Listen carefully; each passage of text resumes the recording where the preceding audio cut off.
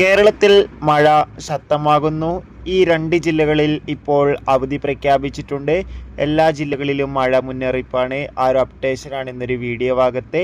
വീഡിയോയിലേക്ക് മുൻപ് video like ചെയ്യുക, ചാനൽ സബ്സ്ക്രൈബ് ചെയ്യാൻ വേണ്ടി ശ്രമിക്കുക. സംസ്ഥാനത്ത് ഇന്ന് കനത്ത മഴയാണ്. അതേ മഴ തന്നെയായിരിക്കും നാളെ ജൂൺ 26-ാം തീയതി തുടങ്ങുക. എല്ലാ ജില്ലകളിലും അതിശക്തമായ മഴയ്ക്ക് സാധ്യതയുണ്ട്.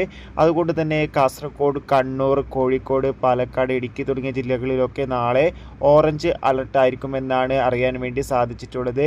അതോടുകൂടി ഇപ്പോൾ വിദ്യാഭ്യാസ സ്ഥാപനങ്ങൾക്കും അവധി നൽകിയിട്ടുണ്ട്. തൃശ്ശൂർ ജില്ലയിലെ മുഴുവൻ വിദ്യാഭ്യാസ സ്ഥാപനങ്ങൾക്കും നാളെ ജൂൺ 26-ാം തീയതി അവധിയായിരിക്കും.